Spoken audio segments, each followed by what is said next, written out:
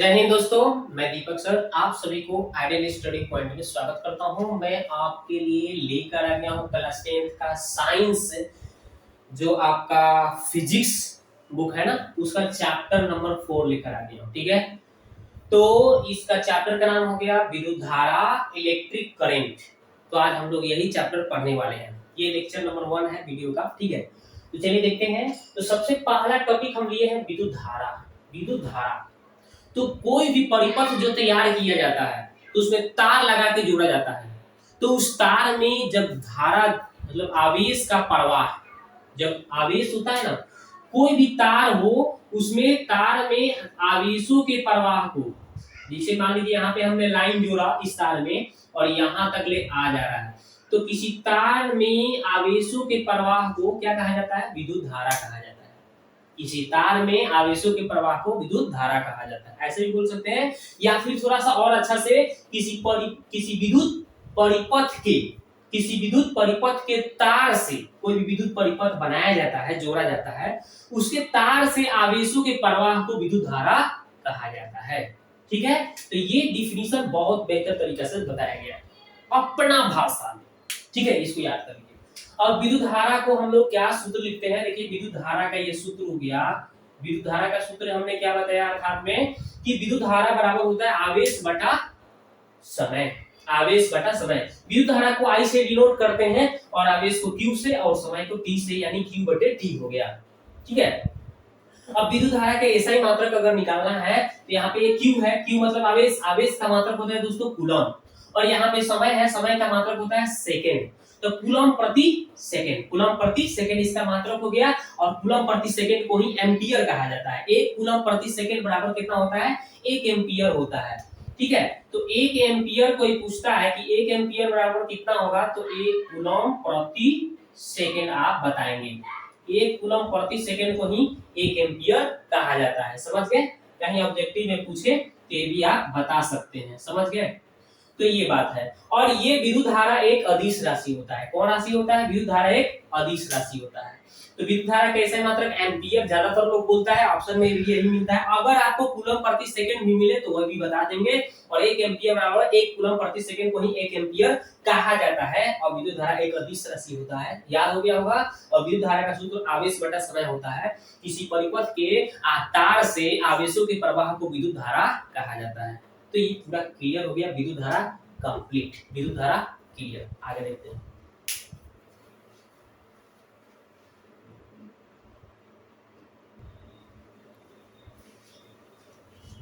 तो अब देखिए दोस्तों, अब हम लोग देखेंगे अगला टॉपिक है परमाणु के मौलिक कण। तो परमाणु 3 मौलिक कणों से मिलकर बना होता है। परमाणु जो होता है ना, परमाणु का जो मॉडल तैयार किया गया है, इसको 3 मौलिक कणों से मिलकर बनाया गया है। ठीक है, जिसमें क्या होता है? इलेक्ट्रॉन, प्रोटॉन और न्यूट्रॉन। इलेक्ट्रॉन, प्रोटॉन और न्यूट्रॉन। ठीक है, इलेक्ट्रॉन जो होता है ऋणावेशित होता है, मतलब इलेक्ट्रॉन पर माइनस चार्ज होता है, और प्रोटॉन पर धनावेशित यानी कि इस पर प्लस चार्ज होते हैं। ठीक है ना, इलेक्ट्रॉन को E से सूचित किया जाता है, प्रोटॉन को P से सूचित किया जाता है, पता है ना। और ये न्यूट्रॉन महोदय है, न्यूट्रॉन को अनावेशित होता है, मतलब इस पर कोई चार्ज नहीं होता है। इस पे कोई चार्ज नहीं होता है। ठीक है ना, इस पे कोई चार्ज नहीं। अनावेशित क्या होता है? अनावेशित यानी उदासीन होता है। इस पे कोई चार्ज नहीं होता है, अनावेशित होता है।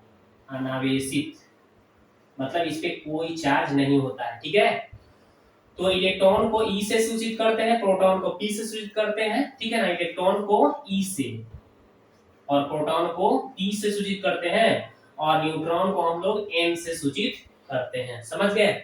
और इलेक्ट्रॉन महाराज जो है, इलेक्ट्रॉन जो है, ये परमाणु के जो कक्षक होते हैं, इसके चारों ओर क्या करते हैं?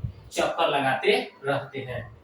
और ये प्रोटॉन और न्यूट्रॉन है, ये प्रोटॉन और प्लस न्यूट्रॉन, ये जो होता है परमाणु के केंद्रीय भाग में रहते हैं।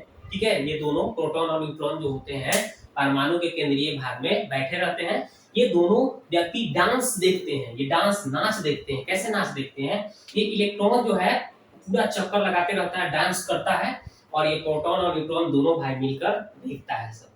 जब ये चार्ज बांटे जा रहे थे तो क्या हो गया कि इलेक्ट्रॉन जो था, सबसे पहले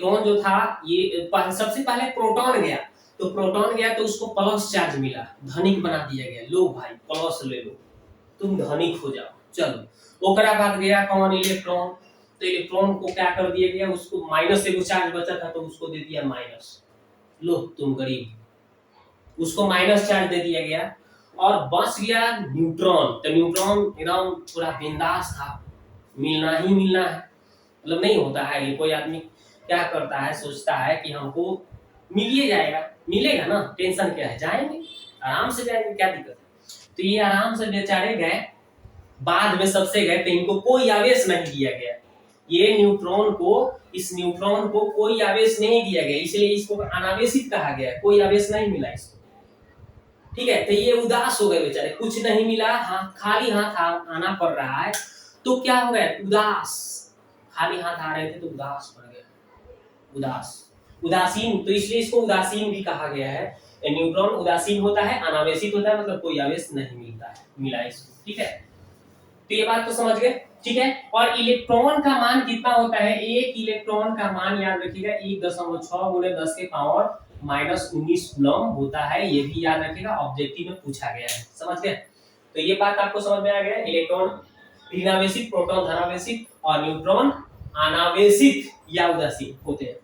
प्रोटॉन तथा न्यूट्रॉन परमाणु के केंद्रीय भाग में रहते हैं, देखिए प्रोटॉन और न्यूट्रॉन क्या है, परमाणु के केंद्रीय भाग में है, जिसे क्या कहते हैं, नाभिक कहते हैं, इसको नाभिक कहते हैं, ठीक है। परमाणु जो होते हैं विद्युतः उदासीन होते हैं, परमाणु जो है विद्युतः उदासीन होता है, ठीक है, परमाणु क्या होता है, विद्युतः उदासीन होता है, याद रखेंगे, ठीक है ना। क्योंकि देखिए इलेक्ट्रॉन पर जितना ऋण आवेश चार्ज रहता है ना, प्रोटॉन पर उतना ही धन आवेश चार्ज रहता है, ठीक है। मतलब इस पर एक, अगर एक माइनस चार्ज है तो इस पर एक प्लस चार्ज है, ठीक है ना, समझ गए। तो जितना ऋण आवेश इलेक्ट्रॉन पर होता है उतना ही प्रोटॉन पर धन आवेश होता है, इसलिए परमाणु विद्युतता क्या हो जाता है, प्लस माइनस करके क्या होता है, उदासीन हो जाता है, मतलब कोई आवेश नहीं रहता, यानी कि परमाणु को विद्युतता उदासीन कहा गया है, याद रखेंगे। तो इतना सारी बात परमाणु के बारे में, आपको परमाणु के बारे में इतना डिटेल्स अच्छी तरह से हमने बताया, ठीक है।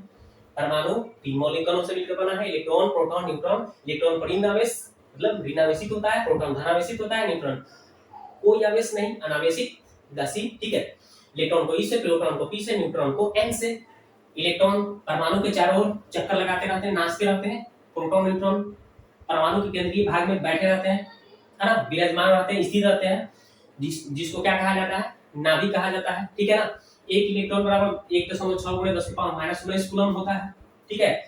तो ये बात बताया गया। और इलेक्ट्रॉन ऋणावेशित, प्रोटॉन धनावेशित, इलेक्ट्रॉन न्यूट्रॉन अनावेशित, प्रोटॉन तथा न्यूट्रॉन परमाणु के केंद्रीय भाग में रहते हैं, इसलिए इसको नाभिक कहा गया है। परमाणु विद्युतता उदासीन होता है, पूरा डिटेल्स बताया, अब याद ही हो गया होगा, देखिएगा आपको आधा से अधिक याद हो गया होगा, ठीक है। आगे बढ़ते हैं।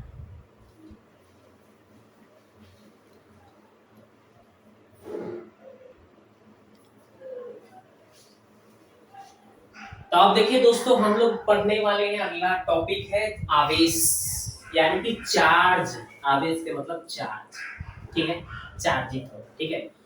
तो जब देखिए दो वस्तुओं को जब हम आपस में लेते हैं और उसको क्या करते हैं, रगड़ते हैं, तो जब दो वस्तुओं को आपस में रगड़ते हैं ना, तो उसके बीच आकर्षण या प्रतिकर्षण का गुण आना, उनके बीच आकर्षण या प्रतिकर्षण का गुण आना आवेश कहलाता है, ठीक है। जैसे आप देखे होंगे कि आप बाल झाड़ते हैं ना कंघी से, और कंघी से बाल झाड़ कर किसी छोटे छोटे कागज के टुकड़े के पास ले जाते हैं, तो कागज के टुकड़े इसमें सड़ने लगते हैं, आकर्षित होने लगते हैं, ठीक है। तो यही आकर्षण का गुण आना या प्रतिकर्षण का गुण आना आवेश कहलाता है, चार्ज कहलाता है, समझ गए। तो जब दो वस्तुओं को आपस में रगड़ा जाता है तो उसके बीच आकर्षण या प्रतिकर्षण का गुण आना आवेश कहलाता है, याद कर लेंगे, कंफर्म।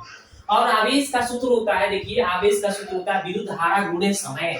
आवेश का सूत्र होता है विद्युत धारा गुणे समय, यानी आवेश को Q से और विद्युत धारा को I से और समय को T से डिनोट करते हैं, ये रहा इसका सूत्र।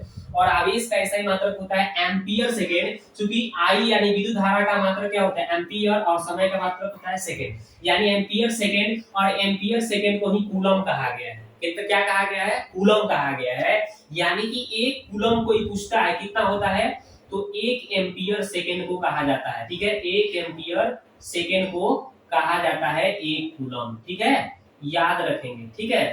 याद रखना, 1 एम्पियर सेकेंड 1 कूलम को कहा जाता है। एक आवेश एक क्या है, अदिश राशि होता है। आवेश एक क्या होता है, अदिश राशि। जैसे विद्युत धारा अदिश राशि था, तो ये भी एक अदिश राशि है। आवेश का बीमा अगर कोई पूछता है, बीमा, तो बीमा तो लेकिन इसमें हम लोग को पढ़ना नहीं है। ये जो है बीमा आपको किस क्लास में पढ़ना है, तो ये आपको 12th में पढ़ना है। आवेश के बीमा 80 होता है, ठीक है ना। इसका अगर बीमा नहीं देखा जाए तो 80 होता है, जो अभी नहीं पढ़ना है, आगे 12th में पढ़ना है, 11th 12th में पढ़ना है। इसको आपको नहीं याद करना, ये 11th 12th में जाइएगा तो सीखिएगा, ठीक है। तो इसको अभी रहने दिया जाए। अगर 12th क्लास का कोई लड़के देख रहे हो तो उनके लिए आवेश का बीमा 80 हो जाता है, समझ गए। तो आवेश के बारे में पूरा डिटेल्स कॉन्सेप्ट बता दिया। अब हम मिलेंगे नेक्स्ट वीडियो में अगले, अब इसके बारे में